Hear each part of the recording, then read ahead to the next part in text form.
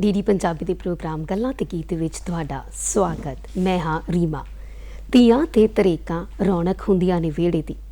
ਇਹ ਧੀਆਂ, ਇਹ ਕੁੜੀਆਂ, ਇਹ ਚਿੜੀਆਂ ਜਿੱਥੇ ਘਰਾਂ ਦੀ ਰੌਣਕ ਹੁੰਦੀਆਂ ਨੇ, ਵਿਹੜੇ ਨੂੰ ਸ਼ਿੰਗਾਰਦੀਆਂ ਨੇ, ਉੱਥੇ ਜਦੋਂ ਇਹਨਾਂ ਨੂੰ ਉੱਡਣ ਦੇ ਲਈ ਖੁੱਲ੍ਹਾ ਅਸਮਾਨ ਮਿਲਦਾ ਹੈ ਤੇ ਬਹੁਤ ਸਾਰੀਆਂ ਬੁਲੰਦੀਆਂ ਨੂੰ ਛੂੰਹਦੀਆਂ ਨੇ, ਤਰੱਕੀ ਕਰਦੀਆਂ ਨੇ।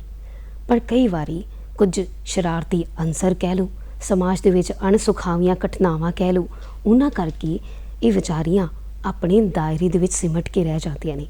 ਫਿਰ ਇਹਨਾਂ ਲਈ ਵਿਚਾਰੇ ਸ਼ਬਦ ਵਰਤਿਆ ਜਾਂਦਾ ਹੈ ਕਿਉਂਕਿ ਇਹ ਮਾਨਸਿਕ ਤੌਰ 'ਤੇ ਕਾਫੀ ਟੁੱਟ ਜਾਂਦੀਆਂ ਨੇ।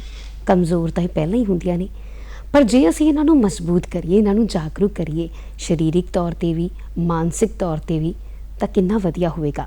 ਇਸੇ ਕਰਕੇ ਡੀਡੀ ਪੰਜਾਬੀ ਹਮੇਸ਼ਾ ਕੋਸ਼ਿਸ਼ ਕਰਦਾ ਰਹਿੰਦਾ ਹੈ ਅਤੇ ਗੱਲਾਂ ਤੇ ਗੀਤ ਵਿੱਚ ਅੱਜ ਅਸੀਂ ਇਸੇ ਕਰਕੇ ਇਸ ਵਿਸ਼ੇ ਨੂੰ ਛੂਹਿਆ ਜਿਹਦੇ ਨਾਲ ਅਸੀਂ ਗੱਲਬਾਤ ਕਰਾਂਗੇ, ਜਿਸ ਦੇ ਬਾਬਤ ਅਸੀਂ ਗੱਲਬਾਤ ਕਰਾਂਗੇ, ਉਹ ਹੈ ਲੜਕੀਆਂ ਦੀ ਸੁਰੱਖਿਆ। ਅਤੇ ਇਸ ਵਿਸ਼ੇ ਦੇ ਉੱਪਰ ਸਾਡੇ ਨਾਲ ਗੱਲਬਾਤ ਕਰਨ ਦੇ ਲਈ ਸਾਡੇ ਨਾਲ ਸਟੂਡੀਓ 'ਚ ਮੌਜੂਦ ਨੇ doctor Sukhbir Kaur Mahal, retired principal, Khalsa college for women, Amritsar.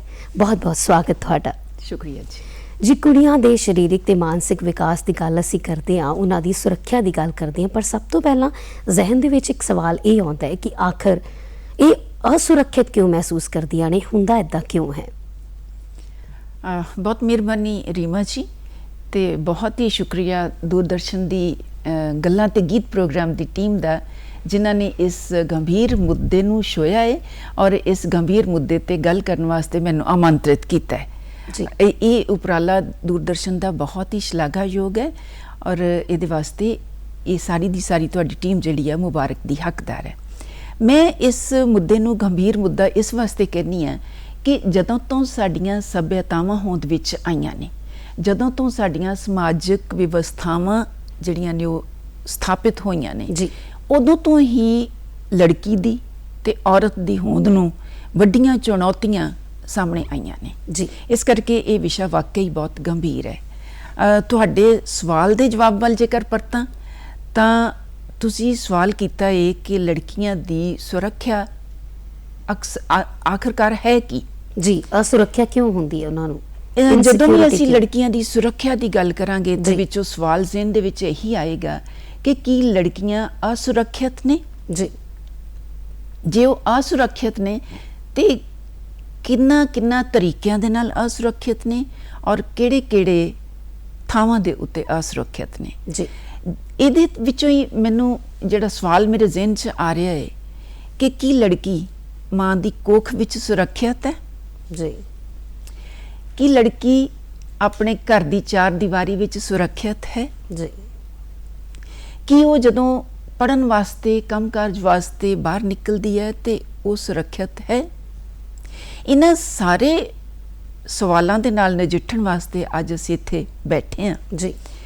ਤੇ ਪਹਿਲੀ ਗੱਲ ਜਿਹੜੀ ਮੈਨੂੰ ਬਹੁਤ ਹੀ ਮਹੱਤਵਪੂਰਨ ਲੱਗਦੀ ਹੈ ਉਹ ਇਹ ਹੈ ਕਿ ਅੱਜ ਸਾਡਾ ਨਾ ਇੱਕ ਬੜਾ ਸਲੋਗਨ ਪ੍ਰਚਲਿਤ ਹੈ ਜੀ, ਬੇਟੀ ਬਚਾਓ ਬੇਟੀ ਪੜ੍ਹਾਓ, ਬੇਟੀ ਪੜ੍ਹਾਓ ਜੀ। ਸੋ ਬੇਟੀ ਪੜ੍ਹਾਉਣ ਤੋਂ ਪਹਿਲਾਂ ਬੇਟੀ ਬਚਾਓ ਦਾ ਸਵਾਲ ਆ ਜਾਂਦਾ ਜੀ। ਬਿਲਕੁਲ, ਬੇਟੀ ਬਚਾਓ ਤਾਂ ਸਭ ਤੋਂ ਵੱਡੀ ਚੁਣੌਤੀ ਬੱਚੀ ਵਾਸਤੇ, ਲੜਕੀ ਵਾਸਤੇ ਇਹ ਹੈ ਜਦੋਂ ਉਹ ਮਾਂ ਦੀ ਕੋਖ ਵਿੱਚ ਪੈਂਦੀ ਹੈ ਜੀ। ਉਸ ਵੇਲੇ ਅਸੀਂ ਜੈਂਡਰ ਜਿਹੜੀ ਡਿਸਕ੍ਰਿਮੀਨੇਸ਼ਨ ਹੈ ਉਹਦੇ ਵਿੱਚ ਗਰਸੇ ਜਾਂਦੇ ਹਾਂ ਤੇ ਅਸੀਂ ਕੋਸ਼ਿਸ਼ ਕਰਦੇ ਹਾਂ ਕਿ ਪਤਾ ਲੱਗ ਜਾਵੇ, ਜਾਣਕਾਰੀ ਹੋ ਜਾਵੇ ਬੱਚਾ ਜਿਹੜਾ ਹੋਣ ਵਾਲਾ ਹੈ ਉਹ ਲੜਕਾ ਹੈ ਜਾਂ ਲੜਕੀ ਹੈ, ਤੇ ਉਹਦੇ ਵਿੱਚੋਂ ਅਸੀਂ ਚੂਜ਼ ਕਰਦੇ ਹਾਂ ਕਿ ਅਸੀਂ ਅੱਗੇ ਉਸ ਨੂੰ ਜਨਮ ਦੇਣਾ ਹੈ ਕਿ ਨਹੀਂ ਦੇਣਾ ਜੀ। ਇਹ ਬਹੁਤ ਹੀ ਇੱਕ ਘਿਨਾਉਣਾ ਕਾਰਨਾਮਾ ਹੈ ਜਿਹੜਾ ਪ੍ਰਚਲਿਤ ਹੈ ਇਸ ਵੇਲੇ। ਇਸ ਤੋਂ ਬਾਅਦ ਤੁਸੀਂ ਗੱਲ ਕੀਤੀ ਕਿ ਘਰ ਦੇ ਵਿੱਚ ਵੀ, ਪਰਿਵਾਰ ਦੇ ਵਿੱਚ ਵੀ ਇੱਕ ਬਹੁਤ ਵੱਡੀ ਜ਼ਿੰਮੇਵਾਰੀ ਹੁੰਦੀ ਹੈ ਜਦੋਂ ਤੱਕ ਅਸੀਂ ਸ਼ਬਦ ਵਰਤਦੇ ਹਾਂ ਲੜਕੀ ਦੀ ਸੁਰੱਖਿਆ ਜੀ। ਸੁਰੱਖਿਆ ਆਪਣੇ ਆਪ ਦੇ ਵਿੱਚ ਉਹਦੀ ਸਵੈ ਰੱਖਿਆ ਵੀ ਹੈ ਜੀ। ਤੇ ਜਦੋਂ ਤੱਕ ਉਸ ਨੂੰ ਇਹ ਸਮਝ ਤੇ ਸੋਝੀ ਨਹੀਂ ਆ ਜਾਂਦੀ ਕਿ ਮੈਂ ਆਪਣੀ ਰੱਖਿਆ ਆਪ ਕਿਵੇਂ ਕਰਨੀ ਹੈ, ਤਦ ਤੱਕ ਪਰਿਵਾਰ ਦੇ ਸਾਰੇ ਜੀਆਂ ਦਾ ਤੇ ਵਿਸ਼ੇਸ਼ ਕਰਕੇ ਉਸ ਦੀ ਮਾਤਾ ਦਾ ਇਹ ਬਹੁਤ ਵੱਡਾ ਦਾਇਤਵ ਹੁੰਦਾ ਹੈ, ਉਸ ਦਾ ਫਰਜ਼ ਹੁੰਦਾ ਹੈ ਕਿ ਉਸਨੇ ਬੱਚੀ ਨੂੰ ਆਪਣੀ ਨਿਗਾਹ ਵਿੱਚ ਰੱਖਣਾ ਹੁੰਦਾ ਹੈ। ਬਿਲਕੁਲ ਜੀ, ਤੁਸੀਂ ਮਾਂ ਦੀ ਗੱਲ ਕੀਤੀ ਹੈ। ਜੇ ਅਸੀਂ ਗੱਲ ਕਰੀਏ ਲੜਕੀਆਂ ਦੀ ਸੁਰੱਖਿਆ ਦੀ, ਤਾਂ ਉਹਦੇ ਵਿੱਚ ਮਾਂ-ਬਾਪ ਦਾ ਰੋਲ ਸਭ ਤੋਂ ਵੱਡਾ ਹੁੰਦਾ, ਉਹਨਾਂ ਦੀ ਭੂਮਿਕਾ ਬਹੁਤ ਹੀ ਜ਼ਿਆਦਾ ਨਿਰਣਾਇਕ ਹੁੰਦੀ ਹੈ। ਇਹਦੇ ਵਿੱਚ ਮਾਂ ਦੀ ਜੇ ਗੱਲ ਕਰਾਂ, ਮਾਂ ਦੋਸਤ ਵੀ ਹੈ, ਮਾਂ ਅੜ ਵੀ ਜਾਂਦੀ ਹੈ, ਔਰ ਮਾਂ ਇਹ ਵੀ ਸੋਚਦੀ ਹੈ ਕਿ ਮੇਰੀ ਬੱਚੀ ਨੂੰ ਮੈਂ ਪੈਦਾ ਹੋਣ ਦਾ ਹੱਕ ਦੇਣਾ ਹੈ, ਕੋਈ ਵੀ ਮੇਰਾ ਹੱਕ ਮੇਰੇ ਤੋਂ ਨਹੀਂ ਖੋ ਸਕਦਾ। ਕਿਵੇਂ ਇੱਕ ਮਾਂ ਇੱਕ ਬੱਚੀ ਦੀ ਦੋਸਤ ਬਣ ਕੇ ਵਿਚਰ ਸਕਦੀ ਹੈ, ਕਿਵੇਂ ਇੱਕ ਮਾਂ ਨੂੰ ਅਸੀਂ ਜੇ ਜਾਗਰੂਕ ਕਰਨਾ ਹੋਵੇ ਤੇ ਕਿਵੇਂ ਕਰੀਏ ਕਿ ਉਹ ਘਰ ਪਰਿਵਾਰ ਦੇ ਵਿੱਚ ਆਪਣੀ ਬੱਚੀ ਨੂੰ ਸੁਰੱਖਿਅਤ ਮਾਹੌਲ ਦੇ ਸਕੇ। ਜੀ, ਮਾਂ ਦੀ ਜ਼ਿੰਮੇਵਾਰੀ ਸਭ ਤੋਂ ਜ਼ਿਆਦਾ ਹੈ। ਬੇਸ਼ੱਕ ਅੱਜ ਕੱਲ ਮਾਂ ਤੇ ਬਾਪ ਦੋਨੋਂ ਬਰਾਬਰ ਦੇ ਹਿੱਸੇਦਾਰ ਨੇ ਬੱਚਿਆਂ ਦੇ ਪਾਲਣ ਪੋਸ਼ਣ ਵਿੱਚ। ਜੀ, ਇਹਦੇ ਵਿੱਚ ਕੋਈ ਜਿਹੜੀ ਹੈਗੀ ਆ ਜੀ, ਦੋ ਰਾਏ ਨਹੀਂ, ਇਨਕਾਰ ਨਹੀਂ ਕੀਤਾ ਜਾ ਜੀ, ਸਕਦਾ ਬਿਲਕੁਲ, ਬਿਲਕੁਲ। ਕਿ ਇਸ ਵੇਲੇ ਦੋਨੋਂ ਬਰਾਬਰ ਦਾ ਹਿੱਸਾ ਪਾ ਰਹੇ ਨੇ। ਜੀ, ਫਿਰ ਵੀ ਮਾਂ, ਤੁਸੀਂ ਦਰੁਸਤ ਕਿਹਾ ਹੈ ਕਿ ਕੋਈ ਵੀ ਮਾਂ ਨਹੀਂ ਚਾਹੁੰਦੀ ਕਿ ਉਹ ਆਪਣੇ ਬੱਚੇ ਨੂੰ ਕੋਖ ਵਿੱਚ ਕਤਲ ਕਰੇ। ਜੀ, ਉਹ ਉਸ ਬੱਚੇ ਨੂੰ ਜਨਮ ਵੀ ਦੇਣਾ ਚਾਹੁੰਦੀ ਹੈ, ਉਸ ਬੱਚੀ ਨੂੰ ਪਰਵਰਿਸ਼ ਵੀ ਦੇਣਾ ਚਾਹੁੰਦੀ ਹੈ, ਔਰ ਚੰਗੀ ਪਰਵਰਿਸ਼ ਦੇਣਾ ਚਾਹੁੰਦੀ ਹੈ। ਜੀ, ਜਦੋਂ ਬੱਚਾ ਘਰ ਵਿੱਚ ਆ ਜਾਂਦਾ ਹੈ ਤੇ ਉਹਦੇ ਵਿੱਚ ਇਕੁਐਲਿਟੀ, ਸਮਾਨਤਾ ਆਪਣੇ ਆਪ ਮਾਂ-ਬਾਪ ਦੀਆਂ ਨਜ਼ਰਾਂ ਦੇ ਵਿੱਚ ਆ ਜਾਂਦੀ ਹੈ। ਜੀ, ਫਿਰ ਵੀ ਮਾਂ ਨੂੰ ਦੋਸਤ ਬਣਨਾ, ਥੋੜਾ ਜਿਹਾ ਮੈਂ ਇੱਥੇ ਤੁਹਾਡੇ ਤੋਂ ਡਿਫਰ ਕਰਦੀ ਹਾਂ ਕਿ ਦੋਸਤ ਬਣ ਸਕਦੀ ਹੈ ਜਦੋਂ ਬੱਚੀ ਥੋੜੀ ਜੀ ਵੱਡੀ ਹੋ ਜਾਂਦੀ ਹੈ, ਜਦੋਂ ਉਸ ਦੀਆਂ ਗੱਲਾਂ ਨੂੰ ਸਮਝਣ ਲੱਗ ਜਾਂਦੀ ਹੈ, ਉਹਦੀ ਆਪਣੀ ਸਮਝ ਡਿਵੈਲਪ ਹੋ ਜਾਂਦੀ ਹੈ। ਪਹਿਲਾਂ ਉਸ ਨੂੰ ਉਹਨੇ ਆਪਣੀ ਨਿਗਾਹ ਵਿੱਚ ਬਹੁਤ ਹੀ ਇੱਕ ਫੁੱਲ ਦੀ ਤਰ੍ਹਾਂ ਸੰਭਾਲ ਕੇ ਰੱਖਣਾ ਹੁੰਦਾ ਹੈ। ਜੀ, ਜਿਸ ਤਰ੍ਹਾਂ ਇੱਕ ਉਹ ਨਾਜ਼ੁਕ ਬੱਚੀ ਹੈ, ਉਹਦੇ ਵਿੱਚ ਕਈ ਵਾਰੀ ਤੁਸੀਂ ਦੇਖਦੇ ਹੋ, ਸੁਣਦੇ ਹੋ, ਇਸ ਤਰ੍ਹਾਂ ਦੀਆਂ ਨਿਊਜ਼ਪੇਪਰਸ ਦੇ ਵਿੱਚ ਖਬਰਾਂ ਹੁੰਦੀਆਂ ਨੇ ਕਿ 4 ਸਾਲ ਦੀ ਬੱਚੀ, 6 ਸਾਲ ਦੀ ਬੱਚੀ ਦੇ ਨਾਲ ਕੁਝ ਜ਼ਿਆਦਤੀ ਹੋ ਗਈ ਹੈ। ਇਹ ਜ਼ਿਆਦਤੀ ਜਦੋਂ ਅਸੀਂ ਕਹਿੰਦੇ ਹਾਂ ਤੇ ਇਸ ਦਾ ਬਹੁਤਾ ਇਸ਼ਾਰਾ ਜਿਹੜਾ ਉਹ ਜਿਨਸੀ ਸ਼ੋਸ਼ਣ ਵੱਲ ਚਲਾ ਜਾਂਦਾ ਹੈ। ਲੇਕਿਨ ਇਹ ਸਾਰਾ ਕੁਝ ਕਿਉਂ ਹੁੰਦਾ ਹੈ? ਅਸੀਂ ਆਪਣੀ ਨਿਗਾਹ ਤੋਂ ਓਲੇ ਕਰ ਦਿੱਤਾ ਤੇ ਇਹ ਕਾਰਾ ਵਾਪਰ ਗਿਆ। ਜੀ, ਜੇਕਰ ਅਸੀਂ ਨਿਗਾਹ ਉਹਦੇ ਤੇ ਪੈਣੀ ਰੱਖੀਏ, ਮਜਬੂਰੀਆਂ ਵੀ ਹੁੰਦੀਆਂ ਨੇ, ਮਾਂ-ਬਾਪ ਨੇ ਕੰਮਾਂ ਕਾਰਾਂ ਤੇ ਵੀ ਜਾਣਾ ਹੈ, ਉਹਨਾਂ ਨੇ ਰੋਜ਼ੀ ਰੋਟੀ ਵੀ ਕਮਾ ਕੇ ਲਿਆਣੀ ਹੈ, ਪਰ ਸਭ ਕੁਝ ਦੇ ਬਾਵਜੂਦ ਉਹਨਾਂ ਨੂੰ ਆਪਣੇ ਬੱਚਿਆਂ ਦਾ ਵੀ ਪੂਰਾ ਖਿਆਲ ਰੱਖਣਾ ਉਹਨਾਂ ਦੀ ਜ਼ਿੰਮੇਵਾਰੀ ਹੁੰਦੀ ਹੈ, ਕਿਉਂਕਿ ਅਜੇ ਬੱਚੀਆਂ ਨੂੰ ਕੁਝ ਵੀ ਸਮਝ ਨਹੀਂ ਹੁੰਦੀ। ਇਹੀ ਉਮਰ ਹੈ ਜਦੋਂ ਸਭ ਤੋਂ ਜ਼ਿਆਦਾ, ਜਦੋਂ ਮੈਂ ਲਫ਼ਜ਼ ਵਰਤਿਆ ਸੀ ਕਿ ਕੀ ਬੱਚੀ ਘਰ ਦੀ ਚਾਰ ਦੀਵਾਰੀ ਵਿੱਚ ਸੁਰੱਖਿਅਤ ਹੈ, ਅਸੀਂ ਹਮੇਸ਼ਾ ਇਹ ਕਹਿੰਦੇ ਆਏ ਹਾਂ ਪਹਿਲਾਂ ਕਿ ਅੱਜ ਤੋਂ ਅੱਧੀ ਸਦੀ ਪਹਿਲਾਂ ਲੜਕੀਆਂ ਨੂੰ ਘਰ ਦੀ ਚਾਰ ਦੀਵਾਰੀ ਤੋਂ ਬਾਹਰ ਨਿਕਲਣ ਦੀ ਇਜਾਜ਼ਤ ਨਹੀਂ ਸੀ, ਤੇ ਅਸੀਂ ਇਹੀ ਸਮਝਦੇ ਸੀ ਕਿ ਘਰ ਵਿੱਚ ਸੁਰੱਖਿਅਤ ਨੇ। ਲੇਕਿਨ ਇਸ ਵੇਲੇ ਜਦੋਂ ਮੀਡੀਆ ਬਹੁਤ ਪਾਵਰਫੁਲ ਹੋ ਚੁੱਕਾ ਹੋਇਆ ਹੈ ਔਰ ਸਾਡੇ ਸਾਹਮਣੇ ਬਹੁਤ ਸਾਰੀਆਂ ਘਟਨਾਵਾਂ ਆ ਰਹੀਆਂ ਨੇ, ਤੇ ਪਤਾ ਲੱਗਦਾ ਹੈ ਕਿ ਬੱਚੀਆਂ ਨਾਲ ਛੋਟੀ ਉਮਰ ਵਿੱਚ ਜ਼ਿਆਦਤੀ ਕਰਨ ਵਾਲੇ, ਸ਼ੋਸ਼ਣ ਕਰਨ ਵਾਲੇ ਆਮ ਤੌਰ ਤੇ ਉਹਨਾਂ ਦੇ ਬਹੁਤ ਹੀ ਕਰੀਬੀ ਰਿਸ਼ਤੇਦਾਰ ਹੁੰਦੇ ਨੇ ਜਾਂ ਜਾਣਕਾਰ ਹੁੰਦੇ ਨੇ। ਸੋ ਇਹਦਾ ਮਤਲਬ ਹੈ ਕਿ ਲੜਕੀ ਘਰ ਦੀ ਚਾਰ ਦੀਵਾਰੀ ਵਿੱਚ ਵੀ ਸੁਰੱਖਿਅਤ ਨਹੀਂ ਹੈਗੀ। ਇੱਕ ਭਰੋਸਾ ਜਿਹਾ ਵੀ ਹੁੰਦਾ ਉਹਨਾਂ ਦੇ ਲਈ, ਤੇ ਉਹਦੇ ਲਈ ਮਾਂ ਨੂੰ ਇੱਕ ਪ੍ਰੋਟੈਕਟਰ ਦੇ ਨਾਲ ਉਹਨੂੰ ਸਮਝਾਉਣਾ ਵੀ ਪੈਂਦਾ, ਸਮਝਾਇਸ਼ ਦੇਣੀ ਪੈਂਦੀ ਹੈ ਕਿ ਬੇਟਾ ਜਿਸ ਤਰ੍ਹਾਂ ਨਾਲ ਵੀ ਤੁਸੀਂ ਵਿਚਰ ਰਹੇ ਹੋ, ਕਿਸੇ ਦੇ ਉੱਪਰ ਬਹੁਤਾ ਭਰੋਸਾ ਵੀ ਨਹੀਂ ਕਰਨਾ। ਬਿਲਕੁਲ ਠੀਕ ਹੈ, ਅੱਜ ਦੇ ਜ਼ਮਾਨੇ 'ਚ ਕਹਿਣਾ ਪੈਂਦਾ। ਜਿਸ ਵੇਲੇ ਬੱਚੀ ਨੂੰ ਸਮਝ ਆਉਣੀ ਸ਼ੁਰੂ ਹੁੰਦੀ ਹੈ ਤੇ ਫਿਰ ਉਸਨੂੰ ਮਦਰ ਦੱਸਦੀ ਹੈ ਕਿ ਤੈਨੂੰ ਕੋਈ ਕਿਸ ਤਰ੍ਹਾਂ ਦੇ ਨਾਲ ਹੱਥ ਲਗਾਉਂਦਾ ਹੈ, ਕੋਈ ਤੇਰੇ ਸਿਰ ਤੇ ਪਿਆਰ ਦਿੰਦਾ ਹੈ, ਕੋਈ ਤੇਰੇ ਸ਼ੋਲਡਰਸ ਤੇ ਮੋਢਿਆਂ ਤੇ ਹੱਥ ਰੱਖ ਕੇ ਜਾਂ ਬੈਕ ਤੇ ਪਿੱਠ ਤੇ ਹੱਥ ਰੱਖ ਕੇ ਪਿਆਰ ਦਿੰਦਾ ਹੈ, ਦੋਵਾਂ ਗੱਲਾਂ ਦੇ ਵਿੱਚ ਬਹੁਤ ਜ਼ਿਆਦਾ ਫਰਕ ਹੁੰਦਾ ਹੈ। ਇਹ ਗੱਲ ਮਾਂ ਨੇ ਹੌਲੀ ਹੌਲੀ ਜਿਉਂ-ਜਿਉਂ ਬੱਚੀ ਸਮਝਣ ਲੱਗਦੀ ਹੈ ਉਸਨੂੰ ਸਮਝਾਉਣੀ ਹੁੰਦੀ ਹੈ, ਜਿਹਨੂੰ ਆਮ ਤੌਰ ਤੇ ਗੁੱਡ ਟੱਚ ਤੇ ਬੈਡ ਟੱਚ ਕਿਹਾ ਜਾਂਦਾ ਹੈ। ਬਾਪ ਵੀ ਪਿਆਰ ਕਰਦਾ ਹੈ, ਬਹੁਤ ਬੱਚੇ ਨੂੰ ਪਤਾ ਲੱਗ ਜਾਂਦਾ ਕਿ ਮੇਰਾ ਬਾਪ ਮੈਨੂੰ ਕਿਸ ਢੰਗ ਦੇ ਨਾਲ ਪਿਆਰ ਕਰਦਾ ਹੈ, ਇਹ ਮੇਰੇ ਲਈ ਐਕਸੈਪਟੇਬਲ ਹੈ, ਉਸਨੂੰ ਸਵੀਕਾਰ ਕੀਤਾ ਜਾਂਦਾ ਹੈ। ਲੇਕਿਨ ਕੋਈ ਹੋਰ ਓਪਰਾ ਵਿਅਕਤੀ ਉਸਨੂੰ, ਉਹਦੇ ਸਰੀਰ ਨੂੰ ਕਿਸ ਜਗ੍ਹਾ ਤੇ ਛੂੰਹਦਾ ਹੈ, ਇਸ ਬਾਰੇ ਮਾਂ ਹੀ ਬੱਚੇ ਨੂੰ ਦੱਸ ਸਕਦੀ ਹੈ। ਔਰ ਇੱਥੋਂ ਹੀ ਜਿਹੜਾ ਤੁਸੀਂ ਲਫ਼ਜ਼ ਵਰਤਦੇ ਹੋ, ਇੱਥੋਂ ਹੀ ਮਾਂ ਦੀ ਬੇਟੀ ਦੇ ਨਾਲ ਦੋਸਤੀ ਆਰੰਭ ਹੋ ਜਾਂਦੀ ਹੈ। ਫਿਰ ਤਾਂ ਉਸ ਤੋਂ ਬਾਅਦ ਬੱਚੀਆਂ ਨੂੰ, ਲੜਕੀਆਂ ਨੂੰ ਹੌਲੀ ਸਮਝਾਂ ਵੀ ਆਉਣ ਲੱਗ ਜਾਂਦੀਆਂ ਨੇ। ਅੱਜ ਕੱਲ੍ਹ ਥੋੜਾ ਕਿ ਮੀਡੀਆ ਦਾ ਪ੍ਰਚਾਰ, ਨਿਊਜ਼ਪੇਪਰਸ, ਬਹੁਤ ਸਾਰਾ ਬਾਹਰ ਐਕਸਪੋਜ਼ਰ ਹੋਣ ਕਰਕੇ ਲੜਕੀਆਂ ਛੇਤੀ ਸਮਝ ਵੀ ਹਾਸਲ ਕਰ ਲੈਂਦੀਆਂ, ਔਰ ਸਕੂਲ ਜਾਂਦੀਆਂ ਨੇ, ਕਾਲਜ ਜਾਂਦੀਆਂ ਨੇ। ਉੱਥੇ ਸਭ ਤੋਂ ਵੱਡੀ ਗੱਲ ਤਾਂ ਇਹ ਹੈ, ਮੈਨੂੰ ਜੋ ਲੱਗਦਾ ਹੈ ਕਿ ਸਕੂਲ ਦੇ ਵਿੱਚ ਜਿਹੜੀ ਜੈਂਡਰ ਡਿਸਕ੍ਰਿਮੀਨੇਸ਼ਨ ਹੈ ਇਸ ਬਾਰੇ ਵੀ, ਔਰ ਜਿਹੜਾ ਬੱਚੀਆਂ ਦੇ ਨਾਲ ਉਹਨਾਂ ਨੂੰ ਸੈਕਸ ਦੀ ਐਜੂਕੇਸ਼ਨ ਦੇਣੀ ਵੀ ਬਹੁਤ ਜ਼ਰੂਰੀ ਹੈ। ਉਹਨਾਂ ਨੂੰ ਸਮਝਾਉਣਾ ਕਿ ਤੁਸੀਂ ਲੜਕੀਆਂ ਜੇ, ਤੁਸੀਂ ਲੜਕਿਆਂ ਨਾਲੋਂ ਕਿਵੇਂ ਅਲੱਗ ਜੇ, ਔਰ ਤੁਹਾਡੇ ਲੜਕਿਆਂ ਦੇ ਨਾਲ ਸੰਬੰਧ ਕਿਸ ਕਿਸਮ ਦੇ ਹੋਣੇ ਚਾਹੀਦੇ ਨੇ ਜੀ। ਇਸ ਗੱਲ ਦੀ ਇੱਕ ਪਾਸੇ ਤਾਂ ਸਕੂਲਸ ਦੇ ਲੈਵਲ ਦੇ ਉੱਤੇ ਐਜੂਕੇਸ਼ਨ ਆਰੰਭ ਹੋਣੀ ਬਹੁਤ ਜ਼ਿਆਦਾ ਜ਼ਰੂਰੀ ਹੈ। ਇੱਕ ਨਜ਼ਰਾਂ ਵੀ ਹੁੰਦੀਆਂ ਨੇ, ਕੁੜੀਆਂ ਨੂੰ ਇਹ ਵੀ ਸਮਝਾਇਆ ਜਾਂਦਾ ਹੈ ਵਿਦਿਅਕ ਅਦਾਰਿਆਂ ਦੇ ਵਿੱਚ ਕਿ ਕਿਸੇ ਦੀ ਨਜ਼ਰ ਕਿਵੇਂ ਦੀ ਹੈ। ਆਮ ਤੌਰ ਤੇ ਜਿਵੇਂ ਜਿਵੇਂ ਉਹ ਕੁੜੀਆਂ ਵੱਡੀਆਂ ਹੁੰਦੀਆਂ ਜਾਂਦੀਆਂ ਨੇ, ਉਹਨਾਂ ਦੇ ਵਿੱਚ ਉਹ ਇੱਕ ਬੇਸਿਕ ਇਨਸਟਿੰਕਟ ਜਿਹੜੀ ਹੁੰਦੀ ਹੈ, ਸਿਕਸ ਸੈਂਸ ਜਿਹਨੂੰ ਆਪਾਂ ਕਹਿ ਦਿੰਦੇ ਆ, ਉਹ ਕੰਮ ਕਰਨ ਲੱਗ ਪੈਂਦੀ। ਉਹਨਾਂ ਨੂੰ ਪਤਾ ਲੱਗ ਜਾਂਦਾ ਹੈ ਕਿ ਆਖਰ ਕੋਈ ਸਾਨੂੰ ਕਿਸ ਨਿਗਾਹ ਨਾਲ ਦੇਖ ਰਿਹਾ। ਇਹ ਸਾਨੂੰ ਸਮਝਾਉਣ ਦੇ ਨਾਲ ਨਹੀਂ ਪਤਾ ਲੱਗਦਾ ਜੀ। ਇਹ ਐਕਸਪੀਰੀਅੰਸ, ਜਿਹੜੀ ਉਹਦਾ ਐਕਸਪੀਰੀਅੰਸ ਹੈ, ਜਿਹੜੀ ਉਹਦੀ ਅੰਦਰ ਦੀ ਇੰਟਰਨਲ ਸਮਝ ਹੈ, ਉਹੀ ਉਹਨੂੰ ਦੱਸਦੀ ਹੈ ਕਿ ਜਦੋਂ ਕੋਈ ਵੇਖਦਾ ਹੈ ਤੇ ਉਸ ਵੇਲੇ ਜੋ ਉਹ ਮਹਿਸੂਸ ਕਰਦੀ ਹੈ ਲੜਕੀ, ਉਹਦੇ ਵਿੱਚੋਂ ਹੀ ਉਹ ਜਾਣ ਪਾਉਂਦੀ ਹੈ ਕਿ ਉਹਦੀ ਨਜ਼ਰ ਚੰਗੀ ਹੈ ਕਿ ਬੁਰੀ ਹੈ। ਇਹਦੀ ਸਮਝ ਵਕਤ ਦੇ ਨਾਲ ਆਉਂਦੀ ਹੈ ਔਰ ਆਉਂਦੀ ਵੀ ਹੈ। ਲੜਕੀਆਂ ਬਹੁਤ ਛੇਤੀ ਇਸ ਸਾਰੇ ਕੁਝ ਨੂੰ ਸਮਝ ਜਾਂਦੀਆਂ ਨੇ। ਮੈਂ ਇਹੀ ਕਹਿ ਰਹੀ ਸੀ ਕਿ ਸਕੂਲ ਦੇ ਵਿੱਚ ਜਿੱਥੇ ਇਹ ਸਾਰਾ ਕੁਝ ਦੱਸਣ ਦੀ ਜ਼ਰੂਰਤ ਹੈ, ਹੁਣ ਅਗਲਾ ਮਾਮਲਾ ਸਾਡਾ ਇਹ ਹੈ ਇਸ ਵੇਲੇ ਕਿ ਉਸ ਨਜ਼ਰ ਤੋਂ ਬਚਣਾ ਕਿਵੇਂ ਹੈ। ਬਿਲਕੁਲ, ਅਸੀਂ ਜਿਸ ਇਸ਼ੂ ਤੇ ਗੱਲ ਕਰਨੀ ਉਹ ਹੈਗੀ ਹੈ ਕਿ ਇਹ ਸੁਰੱਖਿਆ ਮੁਹੱਈਆ ਕਿਵੇਂ ਕੀਤੀ ਜਾਣੀ ਹੈ। ਸੋ ਉਹਦੇ ਲਈ ਜਿੱਥੇ ਤੇ ਉਹਨਾਂ ਨੂੰ ਐਜੂਕੇਟ ਕਰਨਾ ਜ਼ਰੂਰੀ ਹੈ, ਉਹਨਾਂ ਨੂੰ ਇਹ ਸਾਰੇ ਜਿਹੜੇ ਅੰਤਰ ਨੇ, ਡਿਫਰੈਂਸਿਸ ਨੇ, ਇਹ ਸਮਝਾਉਣੇ ਜ਼ਰੂਰੀ ਨੇ। ਉਹਦੇ ਨਾਲ ਦੀ ਨਾਲ ਕੁਝ ਸਕੂਲਾਂ ਵਿੱਚ ਬੜੀ ਅੱਛੀ ਇੱਕ ਚੱਲ ਰਹੀ ਹੈ ਰਵਾਇਤ ਕਹਿ ਲਓ ਕਿ ਬੱਚਿਆਂ ਨੂੰ ਕੁਝ ਇਸ ਕਿਸਮ ਦੀ ਟ੍ਰੇਨਿੰਗ ਦਿੱਤੀ ਜਾਂਦੀ, ਖਾਸ ਕਰਕੇ ਜਿਹਨੂੰ ਅਸੀਂ ਮਾਰਸ਼ਲ ਲਾਅ ਕਹਿੰਦੇ ਹਾਂ। ਜੀ, ਮਾਰਸ਼ਲ ਲਾਅ ਨਹੀਂ, ਮਾਰਸ਼ਲ ਆਰਟਸ ਕਹਿੰਦੇ ਆ। ਮਾਰਸ਼ਲ ਆਰਟਸ ਆਮ ਭਾਸ਼ਾ ਚ ਸਿੱਖਿਆ ਦਿੱਤੀ ਜਾਂਦੀ ਹੈ ਔਰ ਉਹਦੇ ਵਿੱਚ ਉਹਨਾਂ ਨੂੰ ਸਿਖਾਇਆ ਜਾਂਦਾ ਹੈ ਕਿ ਜੇ ਕੋਈ ਤੁਹਾਡੇ ਨਾਲ ਵੱਲ ਬੁਰੀ ਨਿਗਾਹ ਨਾਲ ਦੇਖਦਾ ਹੈ, ਤੁਹਾਨੂੰ ਬੁਰੀ ਤਰ੍ਹਾਂ ਦੇ ਨਾਲ ਟੱਚ ਕਰਦਾ ਹੈ, ਤੇ ਤੁਸੀਂ ਆਪਣਾ ਬਚਾਅ ਆਪ ਕਿਵੇਂ ਕਰਨਾ ਹੈ। ਇਹ ਉਨਾ ਹੀ ਮਹੱਤਵਪੂਰਨ ਵਿਸ਼ਾ ਹੈਗਾ ਆ ਬੱਚਿਆਂ ਨੂੰ ਟ੍ਰੇਨਿੰਗ ਦੇਣ ਦਾ ਵੀ, ਜਿੰਨਾ ਉਹਨਾਂ ਨੂੰ ਸਿੱਖਿਆ ਦੇਣ ਦਾ ਵਿਸ਼ਾ ਹੈਗਾ ਹੈ। ਕਾਲਜ ਲੈਵਲ ਤੱਕ ਜਦੋਂ ਪਹੁੰਚਦੀਆਂ ਨੇ, ਵੱਡੀਆਂ ਹੋ ਜਾਂਦੀਆਂ ਨੇ, ਉਦੋਂ ਤੱਕ ਉਹਨਾਂ ਨੂੰ ਬਹੁਤ ਕੁਝ ਸਮਝ ਆ ਜਾਂਦੀ ਹੈ ਜੀ। ਉਹ ਆਪਣੇ ਆਪ ਨੂੰ ਸੰਭਾਲਣ ਲੱਗ ਜਾਂਦੀਆਂ ਨੇ। ਬਿਲਕੁਲ ਜੀ। ਜਦੋਂ ਕਾਲਜ ਤੋਂ ਬਾਹਰ ਨਿਕਲਦੀਆਂ ਨੇ, ਵਿਦਿਅਕ ਅਦਾਰਿਆਂ ਤੋਂ ਬਾਹਰ ਨਿਕਲਦੀਆਂ ਨੇ, ਫਿਰ ਇੱਕ ਅਜਿਹਾ ਪੜਾਅ ਵੀ ਆਉਂਦਾ ਹੈ ਅੱਜ ਕੱਲ੍ਹ ਦੇ ਜ਼ਮਾਨੇ ਦੇ ਵਿੱਚ ਕਿ ਮੋਢੇ ਨਾਲ ਮੋਢਾ ਜੋੜ ਕੇ ਸਮਾਜ ਦੇ ਵਿੱਚ ਤੁਰਨਾ ਪੈਂਦਾ ਹੈ, ਕਮਾਉਣਾ ਪੈਂਦਾ ਹੈ। ਕੰਮਕਾਜੀ ਜਗ੍ਹਾ ਦੇ ਉੱਪਰ ਵੀ, ਜਾਂ ਕਿਸੇ ਵੇਲੇ ਕਈ ਵਾਰੀ ਹੁੰਦਾ ਹੈ ਕਿ ਉਹਨਾਂ ਨੂੰ ਕਿਤੇ ਅਜਿਹੀ ਜਗ੍ਹਾ 'ਤੇ ਜਾਣਾ ਪੈ ਜਾਂਦਾ ਹੈ ਜਿੱਥੇ ਉਹ ਅਸੁਰੱਖਿਅਤ ਮਹਿਸੂਸ ਕਰ ਸਕਦੀਆਂ ਨੇ। ਦਿਨ ਰਾਤ ਦਾ ਵੀ ਵੇਲਾ ਹੋ ਸਕਦਾ ਹੈ। ਸੋ ਵੇਲੇ ਕੁਵੇਲੇ ਦੇ ਵਿੱਚ, ਇਕੱਲੇਪਣ ਦੇ ਵਿੱਚ ਔਰ ਉਹ ਕੰਮਕਾਜੀ ਜਗ੍ਹਾ ਦੇ ਵਿੱਚ, ਇੱਥੇ ਉਹ ਆਪਣਾ ਬਚਾਅ ਕਿਵੇਂ ਕਰ ਸਕਦੀਆਂ ਨੇ? ਇੱਥੇ ਹੀ ਅਸੀਂ ਇਸ ਗੱਲ ਵੱਲ ਵਾਪਸ ਪਰਤਦੇ ਹਾਂ ਕਿ ਉਹਨਾਂ ਨੇ ਆਪਣਾ ਬਚਾਅ ਆਪ ਕਿਵੇਂ ਕਰਨਾ ਹੈ ਜੀ। ਇੱਕ ਪਾਸੇ ਤੇ ਸਾਡੀਆਂ ਐਡਮਿਨਿਸਟ੍ਰੇਸ਼ਨਸ ਨੇ ਜਿਹੜੀਆਂ, ਉਹ ਉਹਨਾਂ ਨੂੰ ਸੁਰੱਖਿਆ ਮੁਹੱਈਆ ਕਰਨ ਵਾਸਤੇ ਕਈ ਤਰ੍ਹਾਂ ਦੀਆਂ ਸਕੀਮਾਂ ਜਾਰੀ ਕਰ ਰਹੀਆਂ ਨੇ ਜੀ।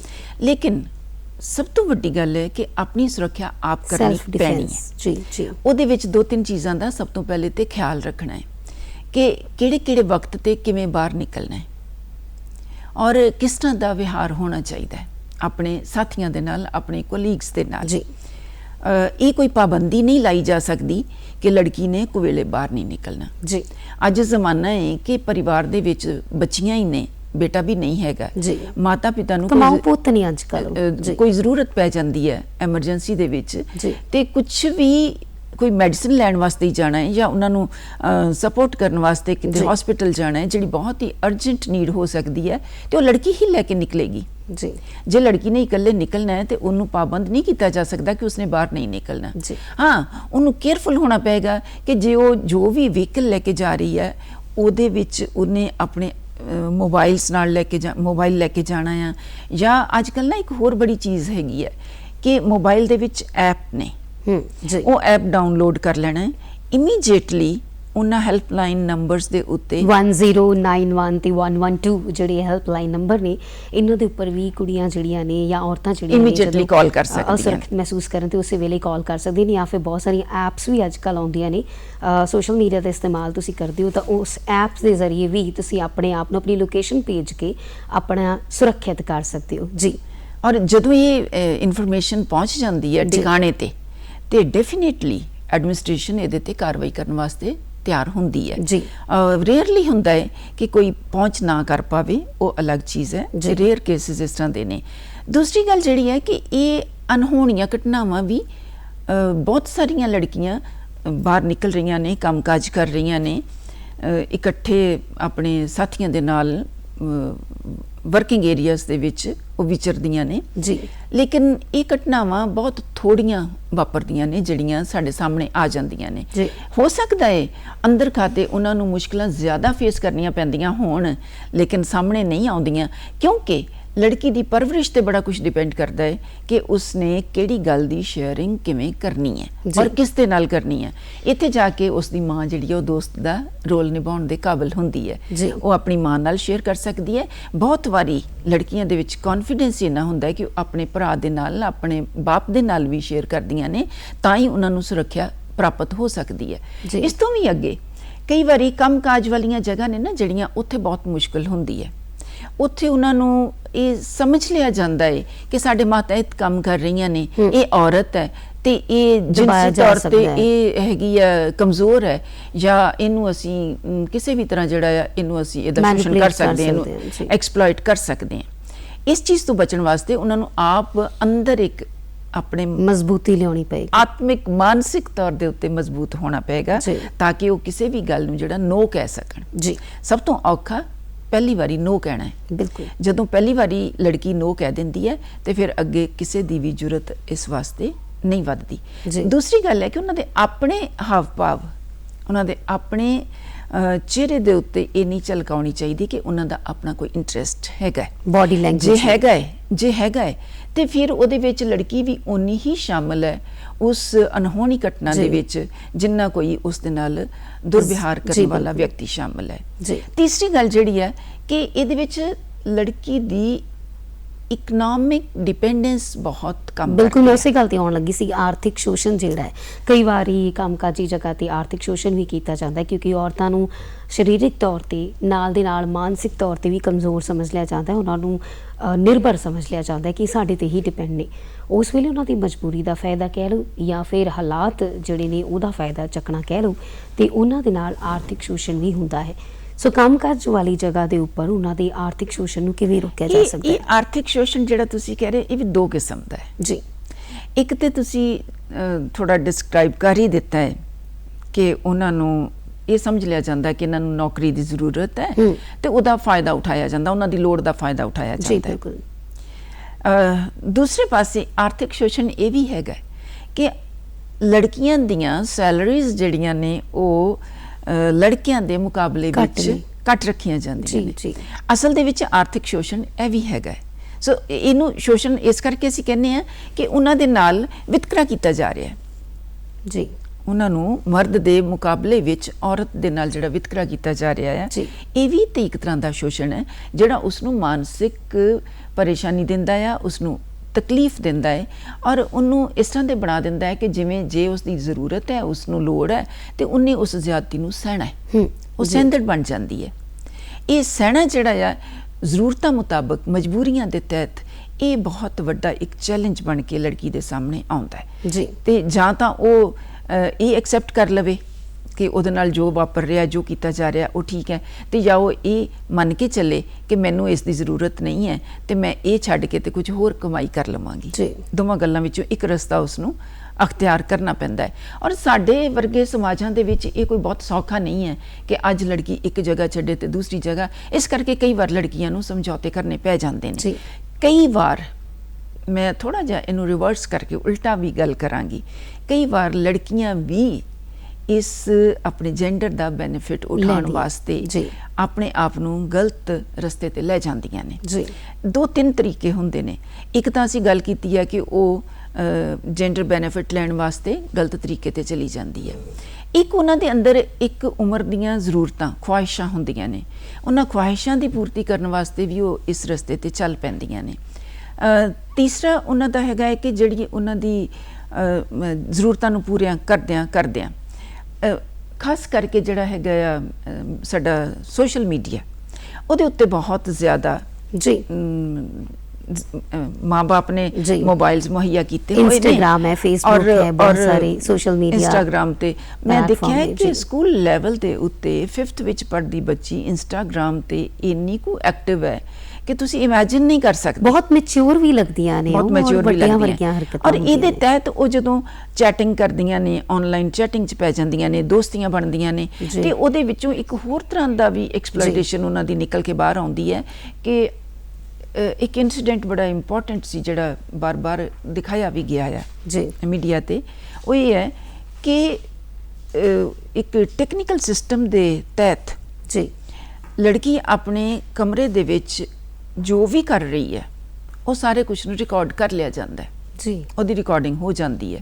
ਦੂਰ ਬੈਠਾ ਕੋਈ ਵੀ ਅਨਨੋਨ ਪਰਸਨ ਜੇਕਰ ਉਹਦੇ ਨਾਲ ਕਨੈਕਟਡ ਹੈ ਤੇ ਉਸ ਨੂੰ ਰਿਕਾਰਡ ਕਰ ਸਕਦਾ ਹੈ। ਜੀ ਜਦੋਂ ਉਹ ਰਿਕਾਰਡ ਕਰਦਾ ਹੈ ਤੇ ਫਿਰ ਉਸ ਨੂੰ ਉਹ ਵਾਇਰਲ ਵੀ ਕਰਦਾ ਹੈ, ਬਲੈਕਮੇਲ ਵੀ ਕਰ ਸਕਦਾ ਵਾਇਰਲ ਕਰਦਾ ਹੈ। ਇਸੇ ਕਰਕੇ ਕਰਦਾ ਹੈ, ਜਾਂ ਪਹਿਲੇ ਤਾਂ ਉਸ ਨੂੰ ਬਲੈਕਮੇਲ ਕਰਦਾ ਹੈ ਕਿ ਮੈਂ ਵਾਇਰਲ ਕਰਾਂਗਾ, ਜੇ ਜ਼ਰੂਰਤ ਪੈਂਦੀ ਤੇ ਵਾਇਰਲ ਵੀ ਕਰਦਾ ਹੈ। ਔਰ ਲੜਕੀ ਦੀ ਜ਼ਿੰਦਗੀ ਇਹਦੇ ਨਾਲ ਪੂਰੀ ਦੀ ਪੂਰੀ ਬਰਬਾਦ ਹੋ ਕੇ ਰਹਿ ਬਿਲਕੁਲ ਜੀ। ਜਾਂਦੀ ਹੈ। ਇਸ ਗੱਲ ਨੂੰ ਥੋੜਾ ਜਿਹਾ ਵਿਰਾਮ ਦਿੰਦੇ ਆ, ਵਾਪਸ ਆਉਂਦੇ ਆ ਇਸ ਗੀਤ ਦੇ ਵਕਫੇ ਤੋਂ ਬਾਅਦ।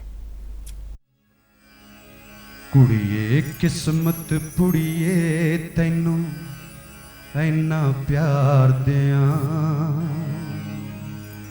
ਆਪਣੇ ਹਿੱਸੇ ਦੀ ਦੁਨੀਆ ਮੈਂ ਤੈਥੋਂ ਵਾਰ ਦਿਆਂ,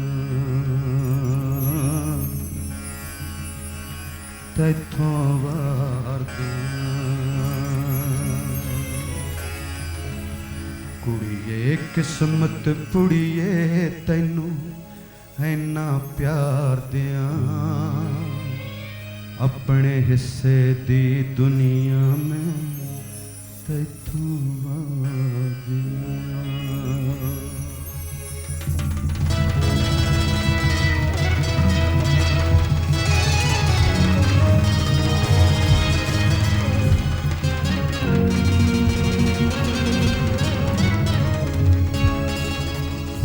ਤੂੰ ਜੰਮੀ ਤਾਂ ਮਾਪੇ ਕਹਿਣ ਪਰਾਈ ਐ ਧੀਏ, ਸਹੁਰੇ ਘਰ ਵਿੱਚ ਕਹਿਣ ਬੇਗਾਨੀ ਜਾਈ ਐ ਧੀਏ। ਕਿਹੜੇ ਘਰ ਦੀ ਆਖਾਂ ਤੈਨੂੰ ਕੀ ਸਤਿਕਾਰ ਦਿਆਂ, ਆਪਣੇ ਹਿੱਸੇ ਦੀ ਦੁਨੀਆ ਮੈਂ ਤੈਥੋਂ ਵਾਰ ਦਿਆਂ।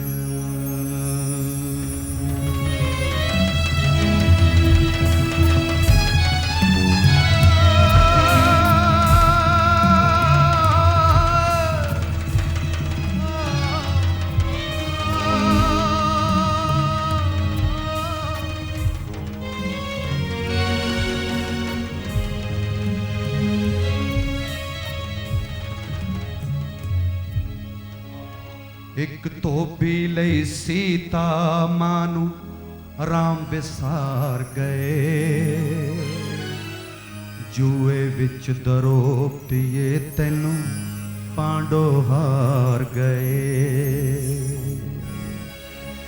ਇੱਕ ਧੋਬੀ ਲਈ ਸੀਤਾ ਮਾਂ ਨੂੰ ਰਾਮ ਵਿਸਾਰ ਗਏ, ਜੂਏ ਵਿੱਚ ਦਰੋਪਤੀਏ ਤੈਨੂੰ ਪਾਂਡੋ ਹਾਰ ਗਏ। ਜੀ ਕਰਦਾ ਮੈਂ ਆਪਣੀ ਕਿਸਮਤ ਤੈਨੂੰ ਹਾਰ ਦਿਆਂ,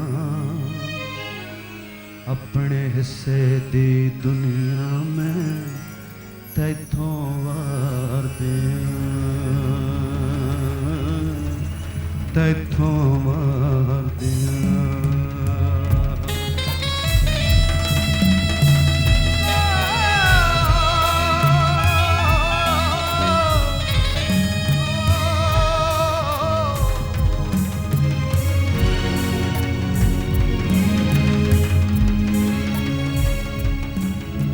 ਸੱਤ ਭਰਾ ਇੱਕ ਮਿਰਜ਼ਾ, ਬਾਕੀ ਕਿੱਸਾਕਾਰਾਂ ਨੇ ਕੱਲੀ ਸਹਿਬਾਂ ਬੁਰੀ ਬਣਾਤੀ ਮਰਦ ਹਜ਼ਾਰਾਂ ਨੇ।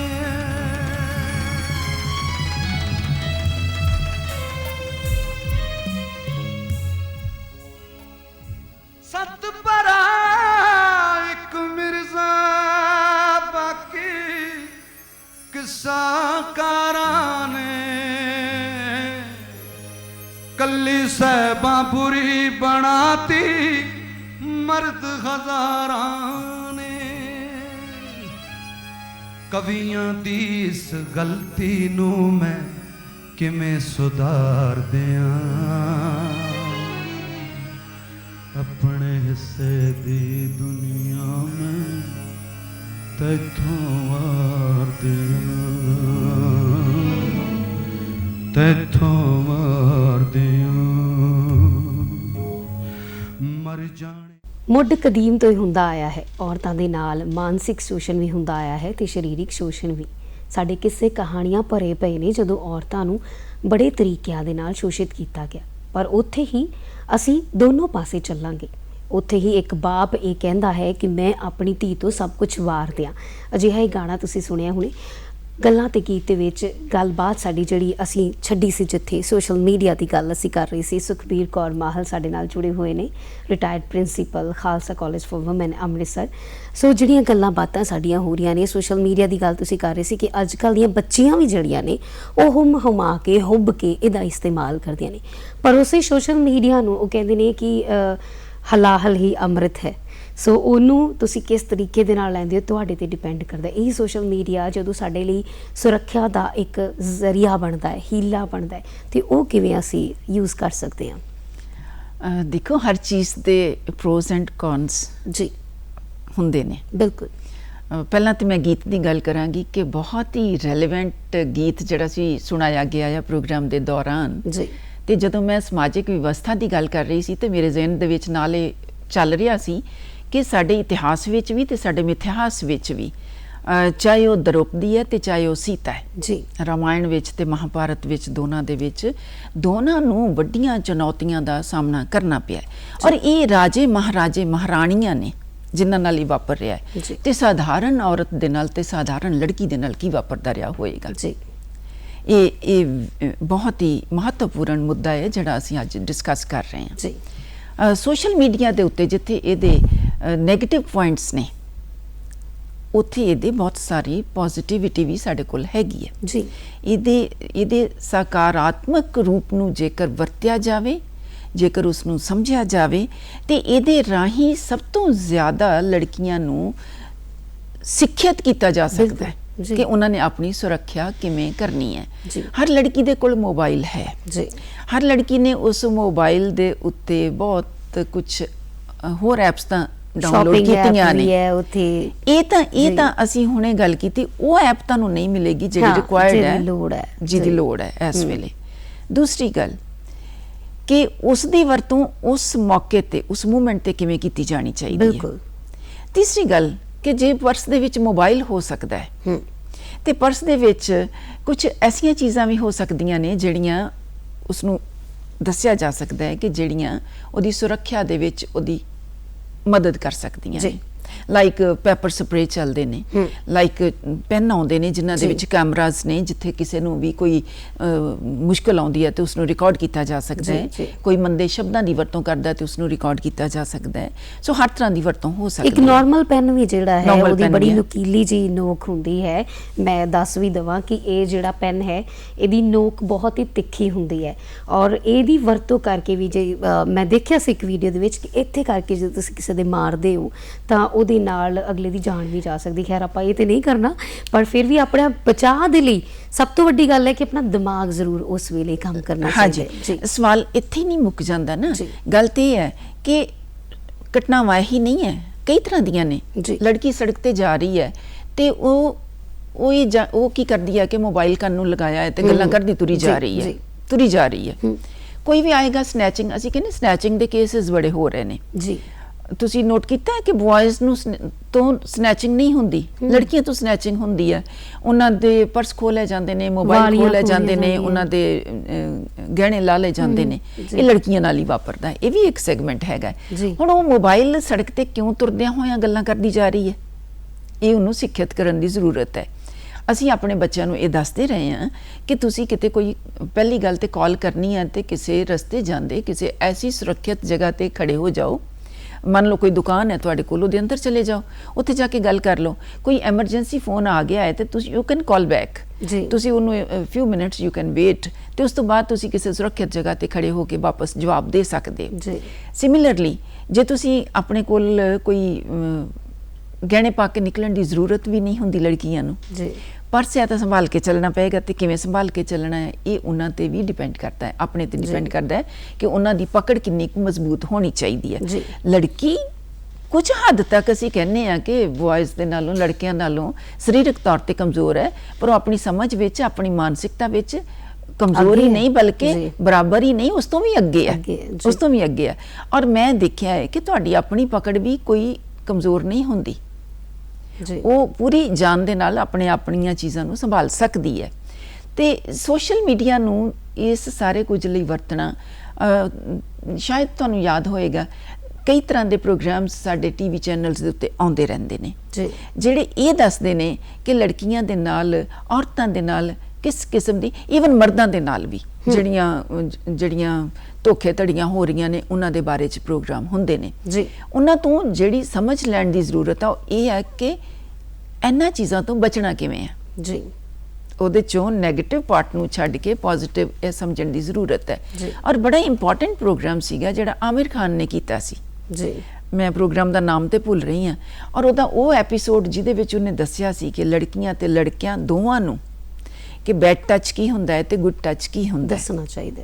ਇਹ ਤੇ ਰਿਕਾਰਡ ਕੀਤਾ ਹੋਇਆ ਪੇਰੈਂਟਸ ਨੂੰ, ਆਪਣੇ ਬੱਚਿਆਂ ਨੂੰ, ਸਕੂਲ ਟੀਚਰਸ ਨੂੰ, ਆਪਣੇ ਵਿਦਿਆਰਥੀਆਂ ਨੂੰ, ਵਿਦਿਆਰਥਣਾਂ ਨੂੰ ਦਿਖਾਉਣਾ ਚਾਹੀਦਾ ਹੈ ਕਿ ਕਿਵੇਂ ਕਿਵੇਂ ਬਚਿਆ ਜਾ ਸਕਦਾ ਹੈ।